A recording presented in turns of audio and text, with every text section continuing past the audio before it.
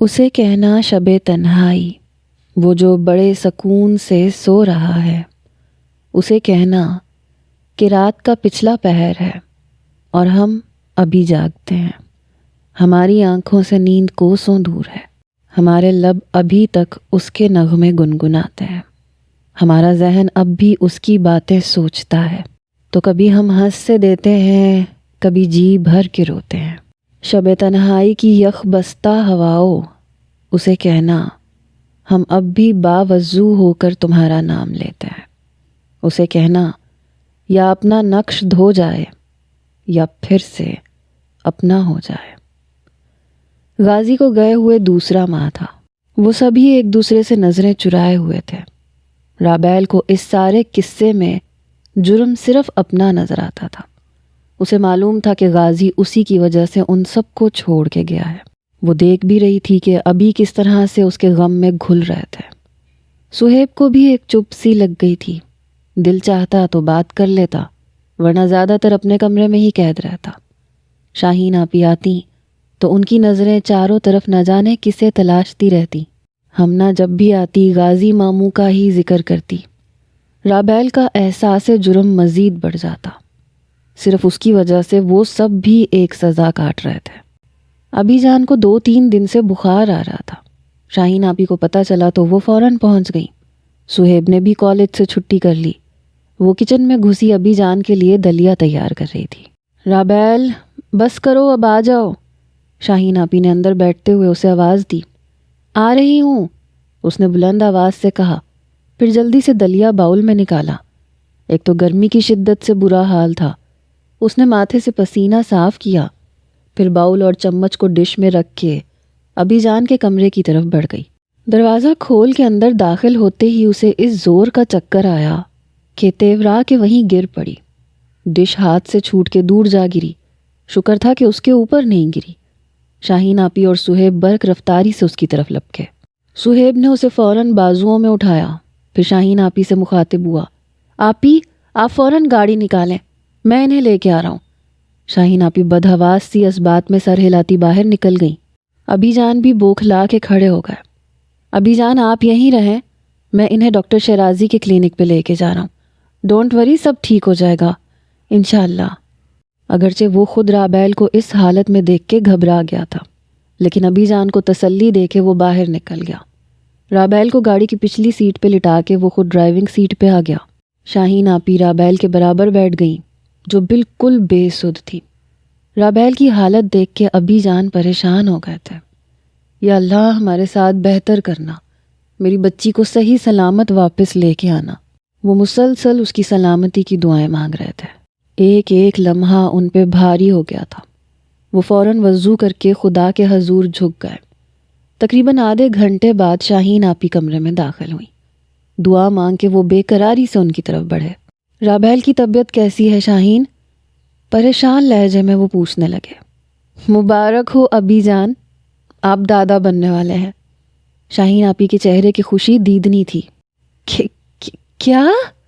مارے خوشی کے الفاظ ان کے حلق میں اٹک کے رہ گئے۔ شاہین آپی نے مسکرا کے اس بات میں سر ہلایا تو وہ دوبارہ خدا کے حضور جھک گئے۔ رابیل کہاں ہے؟ میں اسے دیکھ کے تو آؤں؟ جانماز تہہ کر کے ایک سائڈ پہ رکھتے ہوئے انہوں نے شاہین آپی سے پوچھا۔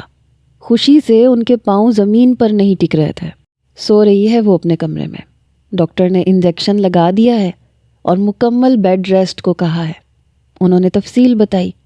آپ بیٹھے، میں آپ کے لیے کھانا لے کے آتی ہوں، صبح سے آپ نے کچھ نہیں کھایا، اور زینت کو بھی بھیجتی ہوں کہ وہ یہاں کی صفائی کر دے۔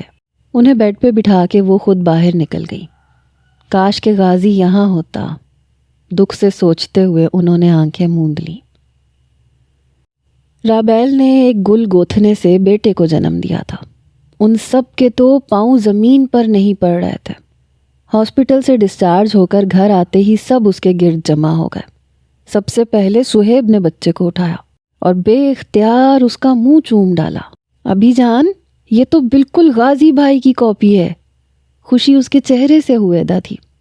رابیل نے ایک نظر ان سب کے خوش و خرم چہروں پہ ڈالی۔ جس شخص کی نسل کی بقا کی خاطر وہ جان کی بازی لگا آئی تھی، وہ تو ان سب کے درمیان تھا ہی نہیں۔ اس کا دل درد سے پھٹتا جا رہا تھا، لیکن سب کے درمیان میں وہ ضبط کیے ہوئے بیٹھی تھی۔ خدا کی اتنی بڑی کائنات میں نے بس ایک شخص کو مانگا، مجھے وہی نہ ملا۔ بہت عجیب ہے یہ قربتوں کی دوری بھی، وہ میرے ساتھ رہا اور مجھے کبھی نہ ملا۔ ابی جان، اس کا نام میں رکھوں گا، صہیب نے اس کی چھوٹی سی ننھی سی ناک کو چھوتے ہوئے کہا۔ بھئی یہ تو تم اس کی ماما سے پوچھو، کیونکہ پہلا حق تو اسی کا ہے۔ ابی جان نے مسکراتے ہوئے رابیل کی طرف دیکھا۔ بھابھی، اپنے بھتیجے کا نام میں رکھ لوں؟ اس کے سرہانے بیٹھ کے اس نے بڑی آس سے پوچھا۔ رابیل نے بے حد حیرت سے اسے دیکھا تھا۔ پہلی دفعہ اس نے اسے بھابھی پکارا تھا۔ وہ انکار نہ کر سکی اور اسبات میں سر ہلا دیا۔ بھلا اس میں پوچھنے والی کون سی بات ہے بیٹا، تم جو مرضی نام رکھ لو، فرخندہ بیگم محبت آمیز لہجے میں بولی۔ آنٹی، میں اس کا نام ارسلان رکھوں گا، اس نے جوش سے بتایا۔ تو سبھی نے اس سے اتفاق کیا۔ فرخندہ بیگم تو اسے اپنے ساتھ لے جانا چاہتی تھیں، لیکن وہ سب کسی طرح نہیں مانے، لہٰذا ان سب کا مان برقرار رکھتے ہوئے وہ اسے لیے بغیر ہی چلی گئیں۔ سب کی محبتیں سمیٹنے کے باوجود رابیل کے دل میں ایک پھانس تھی جسے وہ نہ اگل رہی تھی نہ نگل رہی تھی۔ اس کا خیال تھا کہ غازی اس موقع پہ تو ضرور آئے گا۔ ایک ایک دن اس نے گن کے گزارا تھا، لیکن اس بے وفا نے تو اپنی شکل تک نہیں دکھائی تھی۔ اس خوشی کے موقع پہ تو بڑے بڑے سنگ دلوں کے دل نرم ہو جاتے تھے، لیکن غازی شاید ویسا ہی تھا جیسا کہ اول روز۔ اس کا دل ایک دم ہر چیز سے اچاٹ ہو گیا۔ وہ دیکھ رہی تھی ان سب کی نظریں بار بار کسی کے انتظار میں اٹھتی تھیں، پھر ناکام اور نامراد ہو کے واپس لوٹ آتی تھیں۔ وہ سب اس کے سامنے کچھ نہیں کہتے تھے، لیکن رابیل جانتی تھی وہ سب بھی اسی کی طرح غازی کے انتظار میں تھے۔ وہ یہ بھی جانتی تھی کہ وہ تینوں غازی کو ٹوٹ کے چاہتے ہیں، وہ چاہیں بھی تو اس سے نفرت نہیں کر سکتے۔ اس نے یہ بھی جان لیا تھا کہ اس کے نصیب میں کہیں کوئی خوشی، کوئی راحت نہیں تھی، تو وہ کس لیے اس کے انتظار میں تھی؟ اس کی دھڑکن آج بھی کیوں صرف اس شخص کے نام پہ دھڑکتی تھی؟ وہ خود تو سزا کاٹ رہی تھی، الٹا ان لوگوں کے لیے بھی سزا کا باعث بن رہی تھی۔ وہ جان گئی تھی کہ صرف اسی کی وجہ سے غازی سب سے دور ہے، اس کا وجود ہی ان سب کے لیے جدائی کا باعث تھا۔ لہٰذا اس نے دل میں ایک مصمم ارادہ کر لیا اور کچھ مطمئن سی ہو گئی۔ اسی وقت سب کے کمرے میں رکھا فون چیخ اٹھا۔ شاہین آپی نے فون ریسیو کیا، دوسری طرف غازی تھا۔ رابیل کے دل کی دھڑکن ایک دم تیز ہو گئی۔ اگرچہ کبھی کبھار غازی کا فون آتا تھا، لیکن اس نے کبھی بات نہیں کی تھی۔ ریسیور سب کے ہاتھوں سے گزرتا ہوا اس تک پہنچا۔ رابیل، غازی تم سے بات کرنا چاہتا ہے، شاہین آپی نے ریسیور اس کی طرف بڑھاتے ہوئے کہا۔ اس کا سانس تک رک گیا۔ پھر کوئی نیا زخم، نیا گھاؤ، وہ تو پہلے ہی لہو لہان تھی۔ 1 ہفتے بعد آ رہا ہے، پھر اس کے کان اچھی طرح سے کھینچ لینا، فی الحال تو بات کرو۔ شاہین آپی نے دوبارہ کہا تو اس نے آہستگی سے ریسیور پکڑ کے کان کو لگایا۔ ہیلو رابیل، دوسری طرف سے اس کی بھاری آواز سنائی دی۔ رابیل کو یوں محسوس ہوا جیسے وہ صدیوں بعد اس کی آواز سن رہی ہے۔ آنسو پلکوں کی باڑ توڑ کے خود بخود بہہ نکلے۔ مزید برداشت کا اس میں حوصلہ نہ تھا۔ بغیر کچھ کہے اس نے خاموشی سے ریسیور کریڈل پہ ڈال دیا اور کروٹ بدل کے آنکھیں موند لیں۔ کمرے میں موجود تمام افراد ایک لمحے کے لیے ساکت ہو گئے۔ وہ سب رابیل کی ناراضگی کو غازی کی جدائی پہ محمول کر رہے تھے، جبکہ رابیل نے اپنے ارادے کو مزید پختہ کر لیا تھا۔ کل صبح کی فلائٹ سے غازی آ رہا تھا۔ رات آہستہ آہستہ بیت رہی تھی۔ رابیل نے اپنی تیاری مکمل کر لی تھی۔ اپنی ساری اسناد کو اس نے حفاظت سے بیگ میں رکھا، پھر ایک نظر اطمینان سے سوئے ہوئے ارسلان پہ ڈالی اور اپنے بیڈ روم کا دروازہ کھول کے باہر نکل گئی۔ صہیب ابھی سونے کے لیے لیٹا ہی تھا۔ چند لمحے پہلے اس کی آنکھ لگی تھی جب آہستگی سے اس کے کمرے کا دروازہ کھلا۔ اس کا ذہن ابھی سونے جاگنے کی کیفیت میں تھا۔ وہ غور نہ کر سکا۔ کوئی آہستگی سے چلتا ہوا اس کے پاس آ کے کھڑا ہو گیا اور نہایت نرمی سے اس کا دایاں ہاتھ پکڑ لیا۔ صہیب کا ذہن ایک دم بیدار ہوا۔ وہ بلا شبہ رابیل ہی تھی، لیکن اس نے آنکھیں نہیں کھولیں۔ وہ دم سادھے لیٹا رہا۔ رابیل اس کے پاس بیٹھ گئی اس کے ہاتھ کو اس نے اپنے دونوں ہاتھوں میں دبایا۔ اس کے آنسو صہیب کے ہاتھوں کو بھگونے لگے۔ صہیب کو ایسے لگ رہا تھا جیسے کوئی گرم گرم تیل اس کے ہاتھ پہ انڈیل رہا ہو۔ اس کے ماتھے پہ بکھرے بالوں کو اپنے ہاتھوں سے سمیٹتے ہوئے اس کے ہونٹوں نے آہستگی سے حرکت کی۔ I am sorry. اس کے بعد وہ رکی نہیں، فوراً اس کے کمرے سے نکل گئی۔ صہیب نے ایک دم آنکھیں کھولیں۔ اسے ایسے محسوس ہو رہا تھا جیسے چند لمحے پہلے اس نے کوئی خواب دیکھا ہو۔ اس نے اپنے دائیں ہاتھ کو دیکھا جو ابھی بھی بھیگا ہوا تھا۔ اس کے دل کو کچھ ہوا، لیکن وہ لفظوں میں بیان کرنے سے قاصر تھا۔ رابیل، تم بھی چلو نا ایئرپورٹ۔ صبح وہ سب غازی کو ایئرپورٹ پہ ریسیو کرنے کے لیے جا رہے تھے۔ شاہین آپی نے چلتے ہوئے ایک مرتبہ پھر اصرار کیا۔ نہیں آپی، میری طبیعت ٹھیک نہیں ہے، مجھ سے سفر نہیں ہوگا، آپ لوگ چلے جائیں۔ اس نے سہولت سے انکار کیا۔ اچھا ٹھیک ہے، پھر اپنا خیال رکھنا۔ بلکہ ایسے کرو، تم لیٹ جاؤ جا کے، زینت گھر میں موجود ہے، اور اب کچن میں مت گھسنا، میں نے سب انتظام کر لیا ہے۔ اور زینت، تم نے رابیل کو کچھ نہیں کرنے دینا۔ انہوں نے پہلے رابیل اور پھر زینت کو ہدایات دیں۔ آپ فکر نہ کریں، میں تو انہیں بیڈ سے اٹھنے نہیں دوں گی۔ اس کی بات پہ رابیل کے چہرے پہ اداس سی مسکراہٹ بکھر گئی۔ صہیب نے بغور اس کی طرف دیکھا تھا۔ اس کی چھٹی حس کسی انہونی کا احساس دلا رہی تھی۔ چلو صہیب، جلدی کرو ورنہ دیر ہو جائے گی، ابی جان نے کہا تو وہ سر جھٹک کے آگے بڑھ گیا۔ غازی کے آنے کی خوشی ان سب کے چہروں سے ہویدا تھی۔ ان کے جانے کے بعد اس نے لاؤنج میں رکھا ٹیلی فون اٹھایا اور نمبر پریس کرنے لگی۔ ہیلو فائقہ، میں 4 بجے پہنچ رہی ہوں، تم اسٹیشن پہ آ جانا۔ اوکے، اللہ حافظ۔ ریسیور رکھ کے وہ کچن میں زینت کے پاس آ گئی۔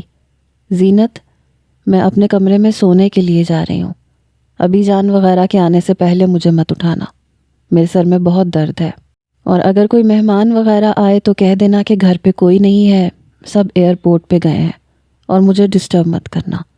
اس نے جلدی جلدی زینت کو ہدایات دیں۔ آپ فکر نہ کریں، بالکل آرام سے سو جائیں، زینت نے کہا تو وہ گہرا سانس لے کے مڑی۔ ایک الوداعی نظر اس نے پورے گھر پہ ڈالی، پھر اپنے کمرے میں آ گئی۔ تکیے کے نیچے سے خط نکال کے اس نے ٹیبل لیمپ کے پاس رکھ دیا، پھر سوئے ہوئے ارسلان کو اٹھایا، دوسرے ہاتھ میں اپنا بیگ پکڑا اور مرتضیٰ کاٹیج کی بیک سائڈ پہ لگا دروازہ کھول کر نہایت آہستگی سے باہر نکل گئی۔ اللہ حافظ۔ آخری الوداعی نظر اس نے مرتضیٰ کاٹیج پہ ڈالی اور آگے بڑھ گئی، جہاں اسے اپنی منزل آپ تلاش نہ تھی۔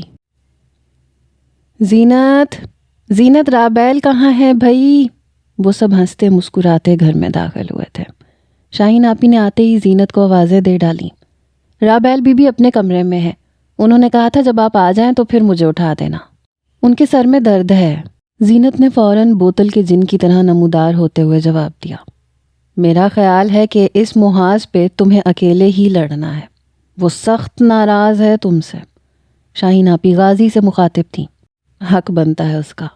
اس کے لبوں پہ مسکراہٹ بکھر گئی۔ کیا خیال ہے پھر جاؤں اس محاذ پہ؟ اس نے شرارت سے شاہین آپی کی طرف دیکھا تو انہوں نے مسکراتے ہوئے سر ہلا دیا۔ وہ فوراً اندر کی طرف بڑھ گیا۔ اس کا رواں رواں بصارت بنا ہوا تھا۔ رابیل سے دور رہ کے اس نے جانا تھا کہ محبت کیا ہوتی ہے اور کتنی ظالم ہوتی ہے۔ میں رابیل سے معافی مانگ لوں گا، مجھے امید ہے وہ مجھے معاف کر دے گی۔ آخر وہ مجھ سے اتنی محبت کرتی ہے، اور میرا بیٹا پتہ نہیں کیسا ہوگا، شاید میرے جیسا، یا شاید رابیل جیسا، یا شاید ہم دونوں جیسا۔ وہ مختلف باتیں سوچتا ہوا کمرے میں داخل ہوا۔ کمرہ بالکل خالی تھا۔ اس نے حیرت سے ادھر ادھر دیکھا، پھر اسٹڈی روم میں جھانکا۔ خالی اسٹڈی روم اس کا منہ چڑھا رہا تھا۔ اٹیچ باتھ میں بھی کوئی نہیں تھا۔ غازی ایک دم گھبرا گیا، پھر اس سے پہلے کہ وہ باہر نکلتا اس کی نظر ٹیبل لیمپ کے اوپر رکھے خط پہ پڑی۔ اس کا دل انجانے وسوسوں میں گھرنے لگا۔ برق رفتاری سے آگے بڑھ کے اس نے خط کھولا۔ میرے 4 اگر، میرے درد کی تجھے کیا خبر، تو میرے سفر کا شریک ہے، نہیں ہم سفر۔ میرے 4 اگر، تیرے ہاتھ سے میرے ہاتھ تک، وہ جو ہاتھ بھر کا تھا فاصلہ کئی موسموں میں بدل گیا۔ اسے ناپتے، اسے کاٹتے میرا سارا وقت نکل گیا۔ نہیں جس پہ کوئی بھی نقش پا، میرے سامنے ہے وہ راہ گزر، میرے چارہ گر، میرے درد کی تجھے کیا خبر۔ آپ سب کو پریشان ہونے کی ضرورت نہیں ہے، میں یہاں سے بہت دور جا رہی ہوں اور اپنی مرضی سے جا رہی ہوں۔ آپ یقین کیجئے غازی صاحب، میں نے بہت کوشش کی قسمت کا ساتھ دینے کی، لیکن قسمت نے میرا ساتھ نہیں دیا، اور نتیجتاً میری بدقسمتی آپ کے سامنے ہے۔ مجھے کسی سے کوئی گلہ شکوہ یا شکایت نہیں ہے۔ بعض لوگ اس دنیا میں جینے کے لیے نہیں آتے، صرف اپنی تخلیق کا مقصد پورا کرنے کے لیے آتے ہیں۔ میرا شمار بھی انہی لوگوں میں ہوتا ہے۔ میں صرف اپنی تخلیق کا مقصد پورا کرنے کے لیے زندہ ہوں۔ مجھے نہیں معلوم کہ میں آپ کے دل میں کہاں ہوں یا آپ کے دل میں کوئی الجھن ہے، البتہ خدا گواہ ہے کہ میں نے پوری کوشش کی اس الجھن کو ختم کرنے کی، لیکن میں نے کہا نا، قسمت نے میرا ساتھ نہیں دیا۔ اس میں آپ کا کوئی دوش نہیں ہے، لیکن آپ کو ایک بات بتاؤں، دنیا کی تمام عورتیں ایک جیسی نہیں ہوتی۔ مجھے معلوم نہیں کہ آپ کون سی عورت کو مجھ سے کمپیئر کرتے رہے۔ ساری عورتیں میری طرح محبت سے خالی نہیں ہوتی۔ بعض عورتیں شاہین آپی کی طرح بھی ہوتی ہیں، جنہیں اپنی زندگی میں سب کی محبت ملتی ہے۔ میں نے اپنی زندگی میں کبھی کسی مرد کا پیار نہیں دیکھا، سوائے ابھی جان کے۔ میں بہت چھوٹی تھی جب میرے والد کا انتقال ہو گیا۔ 2 بھائی تھے، ایک تو باہر ہوتے ہیں، شاید کبھی شکل دیکھی ہو، یاد نہیں پڑتا، اور دوسرے بھائی کو تو اپنے سسرال سے ہی فرصت نہیں ملتی، مجھ سے کہاں پیار کرتے۔ یہاں آ کے میں نے سوچا تھا کہ خدا نے میری زندگی کی اس کمی کو پورا کر دیا۔ ابھی جان کو اپنے باپ کے روپ میں، سہیب کو اپنے چھوٹے بھائی کے روپ میں دیکھ کے میں خوش ہو گئی تھی، لیکن پھر وہی قسمت۔ آپ میرا یقین کریں، میں کسی سے ناراض ہو کے نہیں جا رہی، مجھے تو اس گھر کی ایک ایک اینٹ سے عشق ہے، لیکن میں خود غرض نہیں ہوں۔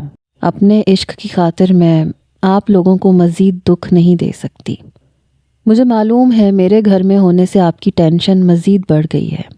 میں یہاں آپ کے تعلق سے آئی تھی، لیکن پھر جب تعلق دلی ہی نہ رہے تو کہاں کے کاغذی رشتے، کہاں کی مصنوعی محبتیں۔ مجھ میں اب سکت نہیں رہی۔ ہاں، ایک تکلیف میں آپ کو دے کے جا رہی ہوں کہ آپ کا بیٹا اپنے ساتھ لے جا رہی ہوں، وہ بھی اس لیے کہ اسے فی الحال میری ضرورت ہے۔ میں اسے ایک مکمل انسان بنانے کی پوری کوشش کروں گی۔ میں نہیں چاہتی کہ دوبارہ سے کوئی غازی مرتضیٰ جنم لے۔ میں آپ سے وعدہ کرتی ہوں، جب میں اپنی کوشش میں کامیاب ہو گئی یا میرا مقصد تخلیق پورا ہو گیا تو آپ کی یہ امانت آپ کو لوٹا دوں گی۔ میں آپ کو کسی بھی بات کا پابند کر کے نہیں جا رہی۔ آپ چاہیں تو پھر سے قسمت آزما سکتے ہیں، کیونکہ دنیا کی تمام عورتیں رابعہ عثمان جیسا مقدر لے کر نہیں آتی۔ میں جتنا عرصہ وہاں رہی، اس عرصے میں مجھ سے جتنی کوتاہیاں ہوئیں اس کے لیے معذرت خواہ ہوں۔ ہو سکے تو معاف کر دیجیے گا۔ یہ آپ سب کا مجھ پہ آخری احسان ہوگا۔ میرے چارہ گر کو نوید ہو، صف دشمناں کو خبر کرو۔ وہ جو قرض رکھتے تھے جاں پر، وہ حساب آج چکا دیا۔ فقط رابعہ۔ غازی کے پاؤں کے نیچے سے گویا زمین کھسک گئی اور دل کو جیسے کسی نے مٹھی میں جکڑ لیا۔ سانس لینا دوبھر ہو گیا۔ وہ جاتے وقت اپنے نام کا مان بھی اس سے چھین کے لے گئی تھی۔ پھر 1 بار نہیں، 2 بار نہیں، اس نے بار بار اس خط کو پڑھا۔ لفظ لفظ اس کے اندرونی خلفشار کا گواہ تھا۔ اس کے دل کا دکھ کئی گنا بڑھ گیا۔ اسے اس وقت اپنے آپ سے نفرت ہو رہی تھی۔ وہ لڑکی ہو کے ظرف میں اس سے زیادہ نکلی، اور وہ مرد ہو کے اتنا کم ظرف تھا۔ ایک عورت کا انتقام وہ کس سے لیتا رہا؟ مجھ سے تو صرف ایک عورت نے منہ موڑا تھا، اور وہ بھی وہ تھی جس نے اپنی زندگی میں کبھی مرد کی محبت نہیں دیکھی۔ اس کے باوجود وہ اس گھر کے ایک ایک مکین سے محبت کرتی تھی۔ کتنی کوشش کی تھی اس نے میرے قریب آنے کی، میرا غم غلط کرنے کی، لیکن تف ہے مجھ پہ۔ میں نے اپنی ہر دفعہ انا کا پرچم بلند رکھا اور اسے ہر دفعہ دھتکار دیا۔ اب نہ جانے کہاں ہوگی وہ۔ یہ ظالم معاشرہ ہے اور وہ بالکل تنہا ہے۔ خود کو ملامت کرتے کرتے وہ تھک گیا تھا۔ میں غازی مرتضیٰ ہوں، اس معاشرے کا ایک ایجوکیٹڈ ویل آف فیملی سے تعلق رکھنے والا شخص ہوں۔ اپنے دوست احباب کے نزدیک میرا شمار دنیا کے خوش قسمت ترین انسانوں میں ہوتا ہے۔ بظاہر میں ایک خوش باش اور ہر لحاظ سے مکمل انسان ہوں، لیکن میرے اندر ایک خلا ہے، بہت بڑا خلا۔ جس طرح ہر کامیاب مرد کے پیچھے ایک عورت کا ہاتھ ہوتا ہے اور وہ عورت کسی بھی روپ میں ہو سکتی ہے، اسی طرح سے ہر ناکام مرد کے پیچھے بھی ایک عورت کا ہاتھ ہوتا ہے اور وہ عورت بھی کسی بھی روپ میں ہو سکتی ہے۔ میں بظاہر تو ایک کامیاب انسان ہوں، لیکن میں اندر سے بالکل ناکام ہوں، اور میری اس ناکامی کے پیچھے ثمینہ درانی کا ہاتھ ہے۔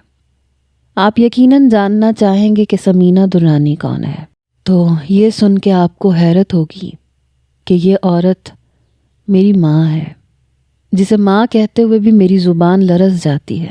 وہ عورت ہی ایسی ہے کہ اسے ماں کہنے کا بھی حق نہیں ہے۔ میرے ابی جان نے ثمینہ درانی سے اپنی پسند کی شادی کی تھی، جبکہ وہ ایک 3rd کلاس عورت تھی۔ اس کا کام ہی مرد کے ذریعے پیسہ کمانا تھا۔ ابی جان نہ جانے کیسے اس کے جھانسے میں آ گئے۔ ابتدائی چند برس تو اچھے گزرے، ابی جان نے اسے کسی چیز کی کمی نہیں آنے دی۔ انہی دنوں ابی جان نے اپنے دوست سہیل ریاض سے مل کے گارمنٹس کی پارٹنرشپ شروع کر دی۔ سہیل ریاض نہایت مالدار آدمی تھا، اس کی اور بھی کئی ملیں اور فیکٹریاں تھیں۔ پارٹنرشپ کی وجہ سے بھی کافی دوستی ہو گئی، جس میں زیادہ ہاتھ ثمینہ درانی کا ہی تھا۔ وہ خود ہی بہانے سے اس کے قریب آنے کی کوشش کرتی۔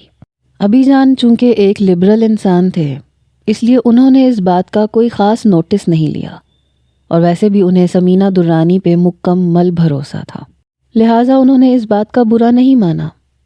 آہستہ آہستہ سہیل ریاض کی آمد و رفت بڑھتی چلی گئی۔ اکثر ثمینہ درانی ابی جان کو بتائے بغیر اس کے ساتھ چلی جاتی، کبھی لنچ کے لیے، کبھی شاپنگ کے لیے، کبھی لانگ ڈرائیو کے لیے، اور کبھی ویسے ہی آؤٹنگ کے لیے۔ میں اگرچہ اس وقت کافی چھوٹا تھا، لیکن سہیل ریاض کا اتنا زیادہ ہمارے گھر آنا مجھے بہت کھلتا تھا، اور خاص کر ابی جان کی غیر موجودگی میں آنا اور ثمینہ درانی کا یوں اس کے ساتھ فرینک ہونا، یہ سب مجھے ایک آنکھ نہیں بھاتا تھا۔ ایک دن وہ یوں ہی ابی جان کی غیر موجودگی میں آیا۔ وہ دونوں ڈرائنگ روم میں بیٹھے تھے جب میں اندر چلا آیا۔ سہیل ریاض کا دایاں بازو ثمینہ درانی کی کمر میں حائل تھا، اور ثمینہ درانی نے اپنا سر اس کے کندھے پہ رکھا ہوا تھا۔ وہ دونوں آپس میں نہ جانے کون سی باتیں کر رہے تھے۔ انہیں اس حال میں دیکھ کے میرا خون کھول اٹھا۔ ماما! میں اتنی زور سے چلایا کہ وہ دونوں ایک دم سے ہوش میں آ گئے۔ غازی بیٹا چلو اپنے کمرے میں، ثمینہ درانی نے مجھے پچکارا، لیکن میں سنی انسنی کر گیا۔ آپ ہمارے گھر میں کیوں آتے ہیں؟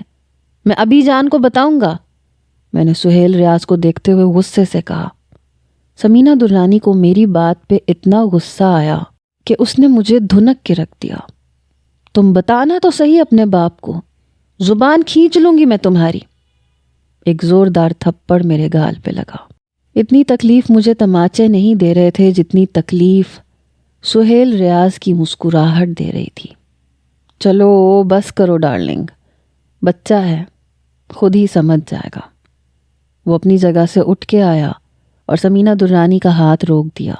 میں نے پھر خون آشام نظروں سے اسے گھورا اور باہر نکل گیا۔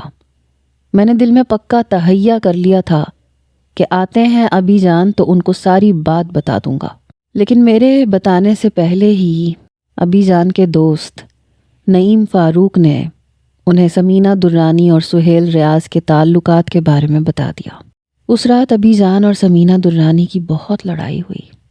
ثمینہ درانی کا ایک ہی مطالبہ تھا کہ ابی جان اسے طلاق دے دیں، لیکن ابی جان انکاری تھے۔ سہیل ریاض سے ابی جان نے اپنا بزنس الگ کر لیا، اگرچہ اس میں انہیں کافی نقصان ہوا، لیکن انہوں نے اس کی پرواہ نہیں کی۔ اس دوران انہوں نے ثمینہ درانی کا گھر سے نکلنا بھی بند کر دیا، اور پھر چند دنوں کے بعد میں نے سنا کہ سہیل ریاض ملک سے باہر چلا گیا ہے۔ میں نے شکر کا سانس لیا۔ آخر کو میں ایک بچہ تھا، اور ہر بچے کو سب سے زیادہ پیار اپنی ماں سے ہوتا ہے۔ لیکن سمینہ درانی کو اب ہم سے کوئی ذرا سی بھی انسیت نہیں رہی تھی۔ وہ جب بھی چاہتی مجھے اور شاہین آپی کو بری طرح سے دھنک کے رکھ دیتی، اور ساتھ ہی یہ دھمکی بھی دیتی کہ اگر تم نے اپنے باپ کو بتایا تو میں یہاں سے چلی جاؤں گی۔ لہٰذا ہم دونوں بہن بھائی ڈر کے مارے چپ رہتے۔ انہی دنوں سمینہ درانی کا فرسٹ کزن ہاشم علی امریکہ سے واپس آیا۔ وہ شاید ماضی میں بھی سمینہ درانی کو پسند کرتا تھا، لیکن اس وقت اس کے پاس اتنا بینک بیلنس نہیں تھا، لہٰذا اس وقت سمینہ درانی نے اس پہ نظر کرم نہیں کی تھی۔ البتہ اب وہ کافی دولت مند تھا اور سمینہ درانی کی رال کا ٹپکنا لازم تھا۔ ویسے بھی ان دنوں ابی جان کا بزنس کچھ ڈاؤن جا رہا تھا اور گھر کے حالات کافی ٹائٹ تھے۔ ہاشم علی کے واپس آنے پہ ابی جان نے اس کی دعوت کی۔ وہ 2 بیویوں کو ایک کے بعد ایک طلاق دے چکا تھا اور اب اس کی ایک 4 سالہ بیٹی بھی تھی۔ سمینہ درانی اب اس سے کافی مروب تھی، لہٰذا سہیل ریاض پہ لعنت بھیج کے اس نے ہاشم علی کو پھنسانا شروع کر دیا۔ وہ اسے ہر روز ٹیلی فون کرتی، اپنے شوہر کی بے رخی کا رونا روتی، بلکہ دبے لفظوں میں وہ یہ کہنا چاہتی تھی کہ ہاشم علی کو ٹھکرا کے اس نے بہت بڑی غلطی کی تھی اور اب وہ اس پہ پشیمان ہے۔ آہستہ آہستہ ہاشم علی اس کی طرف متوجہ ہو رہا تھا اور اس میں سمینہ درانی کا زیادہ عمل دخل تھا۔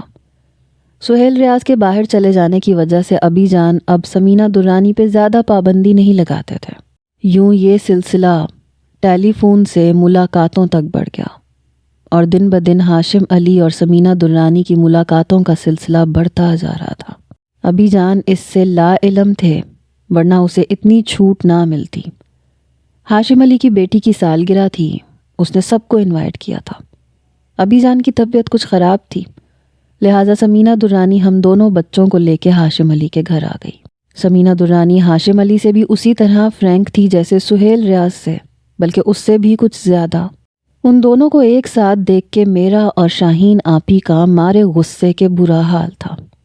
جیسے تیسے کر کے تقریب ختم ہوئی تو ہم گھر پہنچے۔ میں نے گھر آتے ہی ساری روداد ابی جان کو سنا دی۔ ابی جان نے فی الحال تو اسے کچھ نہیں کہا، لیکن اس پہ کڑی نظر رکھنا شروع کر دی اور ایک مرتبہ پھر ان کے باہر آنے جانے پہ پابندی لگا دی۔ چند ماہ بعد جب سہیب پیدا ہوا تو اتنا پیارا بھائی دیکھ کے میں نے سمینہ درانی کی تمام زیادتیوں کو بھلا دیا تھا، لیکن اسے ہم دونوں کی طرح سہیب سے بھی کوئی انس نہیں تھا۔ اسے صرف دولت کی ہوس تھی جو اب ہاشم علی کے پاس تھی اور ابی جان کے پاس نہیں تھی۔ مجھے ابھی بھی یاد ہے ہمارے گھر میں روز ابی جان اور سمینہ درانی کی جھڑپ ہوتی تھی۔ مسلسل طلاق کا مطالبہ کرتی تھی وہ، اور ابی جان مسلسل انکاری تھے۔ اسی طرح وہ دونوں ایک دوسرے سے جھگڑ رہے تھے جب ایک دن ابی جان کے دوست نعیم فاروقی وہاں آ گئے۔ مرتضیٰ، میری بات مانو تو اس عورت کو چھوڑ دو، یہ عورت اچھی نہیں ہے۔ بلا وجہ کی ٹینشن سے بہتر ہے کہ ایک ہی دفعہ چھٹکارا حاصل کر لو۔ انہوں نے ابی جان کو خلوص دل سے مشورہ دیا تھا۔ میں تو اس جیسی عورت کو 1 منٹ بھی برداشت نہ کروں نعیم، لیکن میرے بچوں کا کیا بنے گا؟ میں صرف اپنے بچوں کی وجہ سے رکا ہوا ہوں، ورنہ میں تو اسے کب کا آزاد کر چکا ہوتا۔ میں جانتا ہوں بچے کی جو تربیت اس کی ماں کر سکتی ہے وہ کوئی دوسری عورت نہیں کر سکتی۔ ابی جان کا شکستہ لہجہ مجھے اندر تک توڑ گیا تھا۔ اور سہیب تو اتنا چھوٹا ہے، وہ تو شاید ماں کے بغیر رہ بھی نہیں سکتا۔ چھوڑو یار، جن بچوں کی مائیں مر جاتی ہیں وہ بھی تو زندہ رہتے ہیں۔ نعیم فاروقی کافی دیر تک ابی جان کو سمجھاتے رہے، اور پھر ایک دن سمینہ درانی نے حد کر دی۔ اگر تم نے مجھے طلاق نہ دی مرتضیٰ احمد تو میں خود ہی ہاشم علی کے ساتھ بھاگ جاؤں گی، پھر تم دنیا کو کیا منہ دکھاؤ گے؟ وہ چیخ چلا رہی تھی۔ Shut up! ابی جان نے زوردار تماچا اس کے منہ پہ مارا تھا۔ میں صرف تمہیں اپنے بچوں کی وجہ سے برداشت کر رہا ہوں۔ کیوں کر رہے ہو برداشت؟ کیا تمہیں معلوم ہے کہ یہ تمہارے بچے ہیں؟ سمینہ درانی کی بات پہ ابی جان کی آنکھوں میں خون اتر آیا۔ غلیظ عورت، دفع ہو جاؤ یہاں سے، ایسا نہ ہو میں تجھے مار ہی ڈالوں۔ ابی جان کی برداشت کی تمام حدیں ختم ہو گئی تھیں۔ اور یہی تو سمینہ درانی چاہتی تھی۔ ماما مت جائیں ہمیں چھوڑ کے، صہیب مر جائے گا آپ کے بغیر۔ وہ جانے لگیں تو میں دوڑ کے ان کی ٹانگوں سے لپٹ گیا تھا۔ میرے کچے ذہن میں یہی تھا کہ ماں کے بغیر صہیب مر جائے گا۔ تم بھی مر جاؤ میری بلا سے، جان چھوڑو میری۔ اس نے مجھے زور سے پرے دھکیلا، میں دور جا کے گرا جبکہ وہ گیٹ کراس کر گئی۔ اس دن سے مجھے عورت ذات سے اتنی نفرت ہو گئی کہ حد نہیں۔ اپنی زندگی کے 10 سال گزارنے کے بعد وہ عورت یہاں سے چلی گئی تھی۔ میں اس وقت اگرچہ بچہ تھا لیکن ہر چیز کو جلد سمجھ لیتا تھا۔ بس اس وقت میرے ذہن میں یہ بات پختہ ہو گئی کہ عورت وفا کر ہی نہیں سکتی۔ ابھی جان نے کیا کچھ نہیں دیا تھا سمینہ درانی کو، لیکن اسے کسی بھی چیز کا پاس نہیں تھا۔ اسکول سے لے کے یونیورسٹی کے زمانے تک میں لڑکیوں سے اتنی خار کھاتا تھا کہ حد نہیں۔ میرا بس نہیں چلتا تھا کہ کیا کچھ نہ کر ڈالوں۔ اگر کوئی لڑکی میرے قریب آنے کی کوشش کرتی تو میں اس کی ایسی عزت افزائی کرتا کہ وہ بیچاری کانوں کو ہاتھ لگاتی۔ اور پھر انہی دنوں میں شاہین آپی کو میری شادی کی فکر پڑ گئی۔ میں نے اگرچہ لاکھ انکار کیا لیکن انہوں نے میری ایک نہ سنی۔ اپنی شادی والے دن میں نے رابیل کو دیکھا تک نہیں تھا۔ دل تو چاہ رہا تھا کہ اسے اپنے کمرے سے اٹھا کے باہر پھینک دوں۔ پھر میں نے اپنے اندر کا زہر آہستہ آہستہ اس میں منتقل کرنا شروع کر دیا۔ آنسو پیتی جب وہ ضبط کے مراحل سے گزرتی تو میری انا کو بڑی تسکین حاصل ہوتی، اور جب میں سنجیدگی سے حقیقی معنوں میں رابیل کے لیے سوچتا تو مجھے بڑی شرمندگی ہوتی، اور کبھی کبھی مجھ پہ ایسی بے خودی طاری ہوتی کہ میرا جی چاہتا کہ بس میں اسے سامنے بٹھا کے دیکھتا جاؤں بغیر پلکوں کو جنبش دیے۔ میرے خیالات اگر وہ جان لیتی تو شاید خوشی سے مر ہی جاتی، کیونکہ اس کی آنکھوں میں اپنے لیے محبت میں محسوس کر چکا تھا۔ پھر آہستہ آہستہ میرا دل رابیل کی طرف ہمکنے لگا۔ اس کی محبت مجھے اپنی طرف کھینچنے لگی۔ وہ میری گرل فرینڈ نہیں تھی کہ ہمارے درمیان میں کوئی ظالم سما جاتا۔ وہ میری بیوی تھی۔ میں اس پہ شرعی اور قانونی حق رکھتا تھا۔ اس کا ہنسنا، بولنا، کام کرنا، باتیں کرنا مجھے اچھا لگنے لگا، لیکن میں اندر سے خوفزدہ تھا۔ میں نہیں چاہتا تھا کہ بچوں کی وجہ سے میں بھی ابی جان کی طرح کمزور پڑ جاؤں، لیکن رابیل کی محبت نے میرے اندر قدم جمانے شروع کر دیے تھے، اور کبھی کبھی میں اپنے جذبوں کی یورش سے گھبرا جاتا تھا۔ پھر ایک دن اس کے نرم ریشمی بالوں کو چھوتے ہوئے مجھے محسوس ہوا میرے اندر رابیل کی محبت ٹھاٹھیں مار رہی ہے۔ اس وقت میں اتنا بے خود ہوا کہ اگر شاہین آپی اندر نہ آتی تو شاید میں اس سے اظہار محبت بھی کر جاتا، لیکن اسی دن وہ اپنی امی کے ساتھ چلی گئی، جس سے مجھے بڑی کوفت ہوئی۔ اب میں اس سے محبت کرنے لگا تھا تو وہ یوں چلی گئی۔ میرے ایک کولیگ اور بہت اچھے دوست وقاص ہاشم کا ایکسیڈنٹ ہو گیا۔ ہم 4-5 دوست مل کے اس کی عیادت کرنے کے لیے اس کے گھر گئے۔ وقاص کا غم غلط کرنے کے لیے ہم اس کے ساتھ ہنسی مذاق کر رہے تھے جب کمرے کا دروازہ کھلا اور چائے کی ٹرالی دھکیلتی ہوئی سمینہ درانی اندر داخل ہوئی۔ اگرچہ اس وقت اس کی عمر کافی ہو چکی تھی لیکن میرے ذہن پہ تو گویا اس کی تصویر چپکی ہوئی تھی۔ میں اسے پہچان گیا تھا اور زمین شاید میرے قدموں کے نیچے سے کھسک گئی تھی۔ وقاص ہم سب کا اپنی والدہ سے تعارف کروا رہا تھا۔ یہ میرا دوست ہے غازی مرتضیٰ۔ میرے نام پہ اس نے چونک کے مجھے دیکھا تھا۔ کافی دیر وہ میرا چہرہ کھوجتی رہی، پھر ایک دم آگے بڑھ گئی۔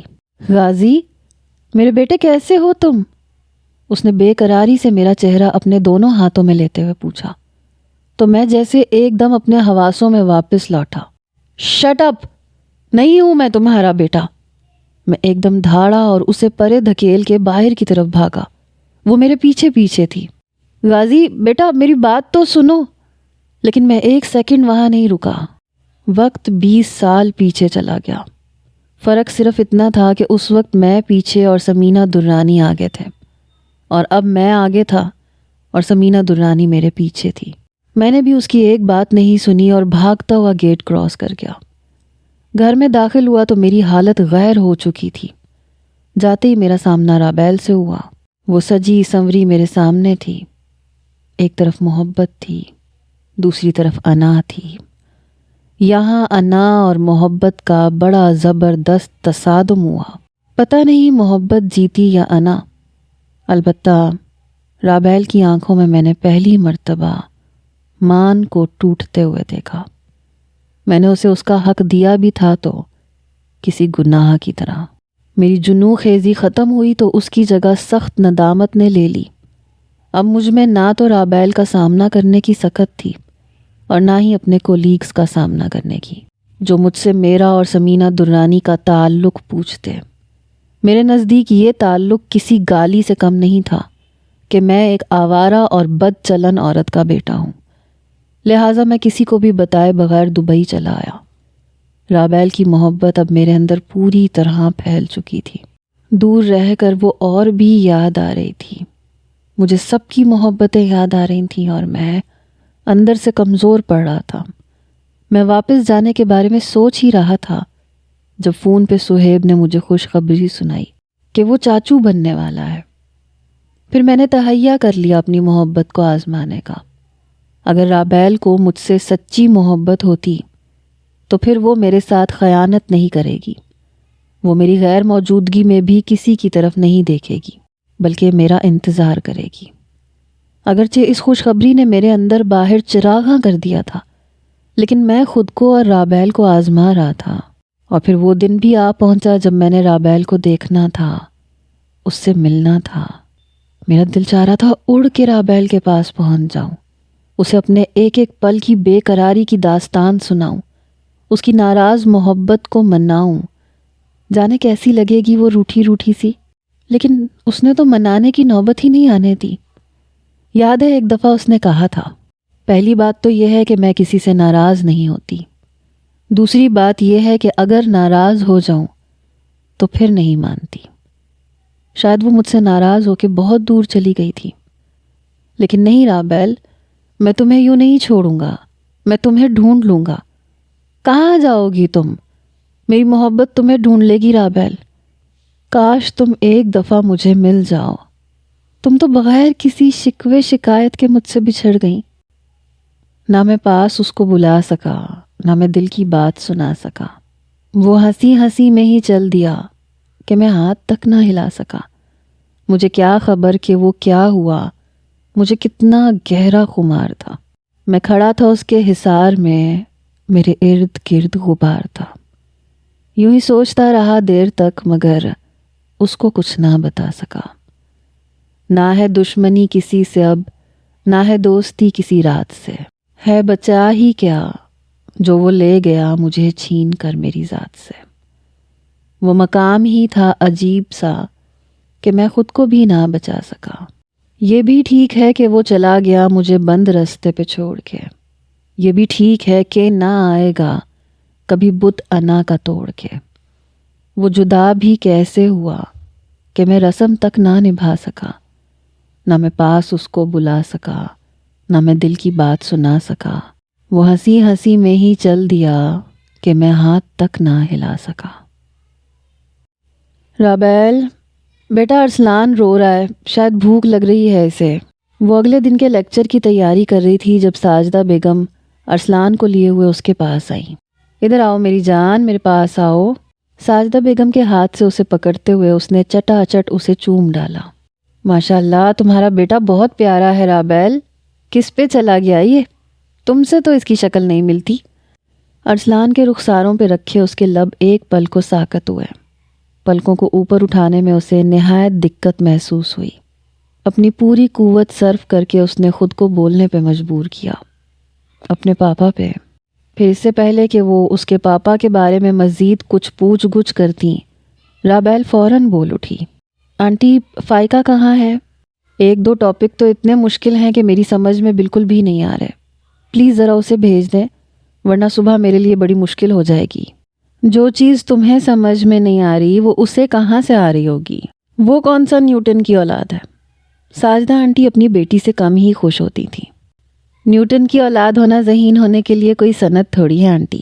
وہ ان کے فلسفے پہ مسکرا دی۔ میں کہاں جیت سکتی ہوں تم سے باتوں میں، بھیجتی ہوں اسے۔ وہ چپل گھسیٹتی ہوئی باہر نکل گئی تو رابیل بغور ارسلان کو دیکھنے لگی۔ بالکل وہی آنکھیں، وہی ہونٹ، وہی ناک، وہی پیشانی۔ اس کے سامنے ایک نیا غازی تھا۔ اس نے کرب سے آنکھیں موند لیں۔ فائقہ اس کی بچپن کی سہیلی تھی۔ ان دونوں نے اکٹھے پڑھا تھا، لیکن فائقہ کی شادی BSc کے فوراً بعد ہو گئی تھی اور وہ بیاہ کے راولپنڈی چلی گئی۔ اس کا شوہر کینیڈا میں ہوتا تھا، جبکہ وہ اپنے سسرال میں رہتی تھی۔ شادی کے چند ماہ بعد ہی اسے علم ہو گیا تھا کہ احتشام صدیقی نے کینیڈا میں نہ صرف شادی کر رکھی ہے بلکہ اس کے 2 عدد بچے بھی ہیں۔ فائقہ کے لیے یہ خبر کسی شوق سے کم نہیں تھی۔ احتشام نے شادی کے بعد پلٹ کے اس کی شکل تک نہیں دیکھی۔ فائقہ نے دل برداشتہ ہو کے MSc کرنے کا ارادہ کیا۔ MSc کے بعد وہ ایک کالج میں بطور لیکچرار اپائنٹ ہو گئی۔ اپنے سسرال کو چھوڑ کے وہ ہاسٹل میں رہنے لگی۔ جاب کے بعد اپنا آبائی گھر بیچ کے وہ اپنی ماں کے ساتھ مستقل راولپنڈی میں ہی سیٹ ہو گئی۔ فائقہ کے توسط سے ہی رابیل کو ایک کالج میں جاب مل گئی تھی، اگرچہ فی الحال عارضی تھی لیکن اس کے لیے اتنا ہی کافی تھا۔ ساجدہ آنٹی اور فائقہ کی محبت کی وجہ سے وہ انہی کے گھر پہ رہ رہی تھی۔ فائقہ کو اس نے تمام صورتحال سے آگاہ کر دیا تھا، جبکہ ساجدہ آنٹی فی الحال اس سے بے خبر تھیں۔ غازی بھائی، قصور صرف آپ کا ہی تو نہیں ہے، میرا بھی ہے۔ میں نے بھی تو ایک لمحہ بھی انہیں شاید ان کا مقام نہیں دیا، جبکہ وہ جاتے ہوئے مجھے مامتا کے لمس سے روشناس کروا گئی تھیں۔ صہیب نے اپنے دائیں ہاتھ کو بغور دیکھتے ہوئے کہا تھا، جہاں ابھی بھی اس کے نرم ہاتھ اور گرم آنسوؤں کا لمس تھا۔ غازی نے تڑپ کے اس کی طرف دیکھا۔ اس نے پہلی دفعہ صہیب کے لہجے میں دکھ کو واضح محسوس کیا۔ مجھے اپنی ماں کے چھوڑ جانے کا اتنا غم نہیں ہوا جتنا بھابھی کے چھوڑ جانے کا ہوا ہے۔ کاش اس رات مجھے ان کے ارادے کا علم ہو جاتا۔ میں ان کے پاؤں پکڑ کے معافی مانگ لیتا ان سے، پر انہیں جانے نہ دیتا۔ شدت ضبط سے صہیب کی آنکھیں سرخ ہو رہی تھیں۔ غازی، کچھ پتہ چلا؟ شاہین آپی نے اندر داخل ہوتے ہوئے پہلا سوال یہی کیا تھا۔ جواب دینے کی تو اس میں ہمت بھی نہیں تھی، صرف سر نفی میں ہلا سکا۔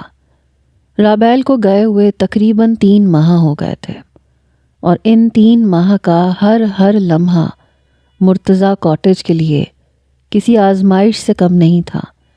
شاید ہی کوئی ایسی جگہ ہوگی جہاں انہوں نے رابیل کو تلاش نہ کیا ہو۔ ابی جان اور غازی نے اپنی اپنی تمام کوششیں کر کے دیکھ لی تھیں، لیکن ایسے لگتا تھا جیسے رابیل غائب ہو گئی ہے۔ ابی جان کے سجدے طویل ہوتے جا رہے تھے، صہیب کی پشیمانی بڑھتی جا رہی تھی، شاہین کو ہر روز نئی فکریں لاحق ہو جاتی تھیں، اور غازی، وہ تو روز جی رہا تھا، روز مر رہا تھا۔ احساس زیاں حد سے زیادہ بڑھ گیا تھا۔ اس کی ہر سانس میں رابیل کے لیے دعا تھی۔ کاش وہ اسے ایک دفعہ مل جائے۔ وہ مجھ سے نفرت نہیں کر سکتی، بلکہ وہ تو کسی سے بھی نفرت نہیں کر سکتی، صرف اسے محبت کا مان بخشنا ہے۔ وہ ایک دفعہ ملے تو صحیح۔ آج کالج میں سالانہ مشاعرہ تھا۔ ملک کے نامور شعراء تشریف لا رہے تھے۔ رابیل کا جانے کا کوئی موڈ نہیں تھا، لیکن فائقہ اسے زبردستی کھینچ لائی۔ جب دل میں کوئی امنگ ہی نہ ہو تو باہر کی دنیا کیا خاک مزہ دے گی۔ وہ خاصی اکتائی ہوئی بیٹھی تھی، دل تو ہر رنگ سے اچاٹ تھا۔ میں اپنا کلام تو پیش کروں گا ہی، لیکن اس سے پہلے میں اپنے ایک دوست کو دعوت دوں گا۔ اگرچہ وہ باقاعدہ شاعری نہیں کرتے، لیکن ان کی بے قاعدہ شاعری بھی اچھی لگتی ہے۔ تو میں دعوت دیتا ہوں اپنے دوست نعیم فاروقی کو کہ پہلے وہ آئیں اور کوئی اچھی سی نظم پیش کریں۔ ملک کے نامور شاعر امان خلیل علی بول رہے تھے، اور وہ سوچ رہی تھی کہ اس نے یہ نام کہاں سنا ہے، اور پھر اسٹیج پہ آتی شخصیت کو دیکھ کے وہ شاکڈ رہ گئی۔ نعیم فاروقی، ابی جان کے بے حد قریبی دوست۔ زمین ایک پل کو اس کے قدموں سے سرکی۔ غالباً وہ بھی اسے دیکھ چکے تھے، جبھی چند ثانیے وہ حیرت سے اسے دیکھتے رہے۔ رابیل کے لیے مزید وہاں رکنا دشوار ہو گیا۔ فائقہ، رات سے ارسلان کی طبیعت بہت خراب ہے، مجھے تھوڑی پریشانی ہو رہی ہے، میں گھر جا رہی ہوں، اس نے ساتھ بیٹھی فائقہ سے کہا، اور اس کا جواب سنے بغیر وہاں سے اٹھائی۔ نہیں غازی مرتضیٰ، اب مزید نہیں، میں اپنی محبت کی ناقدری مزید برداشت نہیں کر سکتی۔ گھر پہنچتے ہی وہ پھوٹ پھوٹ کے رو رہی تھی۔ نعیم فاروقی رابیل کو دیکھ کے ششدر رہ گئے تھے۔ مرتضیٰ نے انہیں ساری صورتحال سے آگاہ کر دیا تھا، لہٰذا اس کے اس طرح سے اٹھ کے چلے جانے سے انہیں بے حد بے چینی سی ہوئی، لیکن فائقہ کے ذریعے وہ اس کے گھر تک پہنچ گئے۔ رابیل بیٹا، ضروری تو نہیں ہے کہ ہر دفعہ آپ کے مفروضے درست ہی ہوں۔ وہ اس کے کمرے میں چلے آئے۔ فائقہ چپکے سے باہر نکل گئی۔ میرا کون سا مفروضہ درست ہوا ہے انکل؟ زندگی کے ہر امتحان کے ہر پرچے میں میرے نمبر تو 0 ہی رہے۔ میرا شمار ان لوگوں میں ہوتا ہے جن کا ساتھ قسمت نے کبھی بھی نہیں دیا۔ اس کے لہجے میں محرومیاں چٹک رہی تھیں۔ ناشکری نہیں کرتے رابیل، یہ خدا کی آزمائش ہے۔ زندگی کے پرچے کے تمام سوال پیچیدہ نہیں ہوتے بیٹا، صرف بعض دفعہ کوئی پوائنٹ ہمارے ذہن سے نکل جاتا ہے اور ہمیں وہ سوال پیچیدہ محسوس ہوتا ہے۔ اور جانتی ہو وہ پوائنٹ کیا ہے؟ ایک لمحے کے لیے رک کے انہوں نے اس کی طرف دیکھا۔ دعا۔ یہ پوائنٹ ہمارے ذہن سے محو ہو جاتا ہے۔ بہرحال میں تمہیں فورس نہیں کرتا، لیکن تمہارے بغیر اس شخص کا گھر نامکمل ہے۔ رابیل، اپنے پیاروں کو اتنے دکھ نہیں دیتے۔ خدا نے تمہیں اکیلی کو آزمایا ہے اور تم سب کو آزما رہی ہو۔ کبھی کبھی مڑ کے دیکھ لینے میں کوئی حرج نہیں ہوتا۔ بعض دفعہ مڑ کے نہ دیکھنا انسان کو پتھر کر دیتا ہے، بلکہ پتھر سے بھی زیادہ سخت۔ تم ایک دفعہ اچھی طرح سوچ کر اپنے فیصلے پہ نظر ثانی کر لو۔ کہہ کر وہ کمرے سے جا چکے تھے۔ رابیل، فائقہ نے گمسم سی رابیل کو پکارا۔ اپنے گھر لوٹ جاؤ رابیل، مجھے انکل نے سب کچھ بتا دیا ہے۔ تمہارے بغیر سب بہت اپسیٹ ہیں۔ تم تو بہت خوش قسمت ہو کہ تمہیں اتنا اچھا سسرال ملا ہے۔ مجھے دیکھو، شوہر تو شوہر، سسرال والوں نے بھی مجھے ہی سزاوار ٹھہرایا۔ تم لوٹ جاؤ رابیل، اس سے پہلے کہ وقت تمہارے ہاتھ سے نکل جائے۔ وہ کوئی جواب دیے بغیر بس چپ چاپ اسے دیکھے گئی۔ رابیل، برتن دھوتی رابیل کے ہاتھ سے گلاس چھوٹا، چھناکے کی آواز کے ساتھ کرچی کرچی ہو گیا۔ اس نے پلٹ کے دیکھا، ابھی جان دروازے میں ایستادہ تھے۔ کوئی یوں بھی کرتا ہے رابیل؟ مجھ پہ اعتبار کیے بغیر مجھے چھوڑ کے آ گئی۔ اگر میری جگہ تمہارا سگا باپ ہوتا تو تم اس کے ساتھ بھی ایسے کرتی۔ ان کی بات پہ وہ تڑپ کے رہ گئی۔ آپ میرے لیے میرے باپ سے بھی بڑھ کے ہیں ابی جان، میں کیسے آپ پہ اعتبار نہ کرتی؟ وہ بے اختیار ان کے سینے سے لگ گئی۔ مجھ سے کیا خطا ہوئی تھی رابیل جو تم مجھے اعتماد میں نہ لے سکی؟ اکیلے سب کچھ سہار گئی۔ شاہین آپی شکوہ کنا ہوئی۔ اس کی آنکھوں سے مزید آنسو روانی سے بہنے لگے۔ میں اپنے کس کس دکھ میں آپ کو شریک کرتی آپی؟ آپ کا مان توڑ کے میں آپ کو اپنی وجہ سے دکھی کیوں کرتی؟ شاہین آپی نے دکھ سے اس کی طرف دیکھا تھا۔ ہم تمہارے اپنے نہیں تھے رابیل، اپنے دکھ اپنوں سے شیئر کیے جاتے ہیں، غیروں سے نہیں۔ تو پھر تم نے ہمیں غیر سمجھانا؟ نہیں آپی، بخدا آپ میرے لیے اپنوں سے بڑھ کے ہیں، اس بات کا گواہ صرف میرا خدا ہے۔ دائیں ہاتھ کی پشت سے آنسو صاف کرتے ہوئے وہ بولی تھی۔ بھابھی، سہیب ایک دم سے اس کے سامنے آیا۔ رابیل نے بے حد حیرت میں گھر کے اسے دیکھا جو نادم سا سامنے کھڑا تھا۔ میں نے آپ کو بہت تنگ کیا ہے، مجھے معاف کر دیں۔ اگر آپ چاہیں تو مجھے سزا دے دیں، لیکن مجھے معاف کر دیں بھابھی، میں بہت برا ہوں، شاید میں آپ کے قابل ہی نہیں ہوں۔ وہ اس کے سامنے ہاتھ جوڑ کے رو پڑا تو رابیل تڑپ کے رہ گئی۔ تم بہت اچھے ہو سہیب، تم بالکل بھی برے نہیں ہو، چھوٹی موٹی غلطیاں ہر ایک سے ہو جاتی ہیں، اس طرح سے تو سب رونا تو نہیں شروع کر دیتے نا۔ وہ اس کے دونوں ہاتھ تھام کر نہایت محبت سے بولی تو سہیب رشک سے اس فرشتہ صفت لڑکی کو دیکھ کے رہ گیا۔ بس اب بہت ہو گیا رابیل، چلو ہمارے ساتھ، ابی جان نے تحکم سے کہا۔ ابی جان، میں شاہین آپی فوراً اس کی بات کاٹ کے بولی، میں کچھ نہیں سن رہی، میں تمہارا سامان پیک کر رہی ہوں، بس جلدی سے تیار ہو جاؤ۔ بھابھی، میرا ارسلان کہاں ہے؟ شاید اندر ہے، میں اسے لے کے آتا ہوں۔ وہ خود ہی اندازے لگاتا ہوا اندر بڑھ گیا تو ابی جان اور شاہین نے بھی اس کی تقلید کی۔ تو غازی مرتضیٰ، تم بالکل بھی نہیں بدلے، ویسے کہ ویسے ہو، انا پرست۔ اس کی نظریں جس کو تلاش رہی تھیں وہ ہنوز غائب تھا۔ تھک کے وہ باہر نکل آئی۔ اچانک اسے اپنے کندھے پہ ایک ہاتھ کا لمس محسوس ہوا۔ وہ فوراً مڑی اور جیسے پتھر کی ہو گئی۔ بہت زیادہ ناراض ہونا مجھ سے، کبھی بھی معاف نہیں کرو گی؟ اس کا سرگوشی نما لہجہ اس کے کان میں گونجا تو وہ جیسے ہوش کی دنیا میں واپس آئی۔ اب کیا لینے آئے ہیں آپ؟ چلے جائیں یہاں سے۔ وہ ایک دم پھٹ پڑی، اگرچہ اسے دیکھنے کے لیے آنکھیں ترستی رہیں، لیکن اس کے سامنے آتے ہی وہ آؤٹ آف کنٹرول ہو گئی تھی۔ وہ آگے بڑھنے لگی تھی جب غازی نے اس کا ہاتھ پکڑ کے روک لیا۔ آئی ایم سوری رابیل، میں سچ میں بہت شرمندہ ہوں۔ ہمیشہ ایک غلط عورت سے تمہیں کمپیئر کرتا رہا۔ دراصل میں تم سے محبت کرنے لگا تھا رابیل، اور مجھے ایسے لگتا تھا کہ تم بھی مجھے چھوڑ کے چلی جاؤ گی۔ میں ڈر گیا تھا رابیل، بہت زیادہ ڈر گیا تھا۔ تمہیں کھونے کا مجھ میں حوصلہ نہیں تھا، لیکن میں تمہیں محبت بخش کے تاریخ دہرانا نہیں چاہتا تھا۔ رابیل نے حیرت سے اسے دیکھا جو ایک نئی ہی زبان بول رہا تھا، آنکھوں میں جذبوں کی سچائی کے ساتھ، اور پھر وہ کھلتا چلا گیا، پرت در پرت، اور وہ اسے بغور سنتی رہی۔ آپ مجھ پہ ایک مرتبہ اعتبار تو کرتے۔ اس کے لہجے میں تعصب تھا، البتہ دل سے بدگمانی کے بادل خود بخود چھٹ گئے تھے۔ اب ایک مرتبہ نہیں، 100 مرتبہ نہیں، ہر مرتبہ بار بار تمہیں بے اعتبار کروں گا۔ وہ شو ہوا۔ اسی وقت سہیب آیا اور ارسلان اسے پکڑا کے چلا گیا تو غازی چند لمحے ساکت ہو کے اسے دیکھتا رہا، پھر بے اختیار اسے چوم ڈالا۔ یہ تو بالکل میری کاپی ہے رابیل، اس کے لہجے میں محسوس کی جانے والی کھنک تھی۔ تم دیکھ لینا، ہمارے سارے بچے بالکل میری کاپی ہوں گے۔ ویسے بھی پہلا بچہ تو پیار کی نشانی ہوا کرتا ہے۔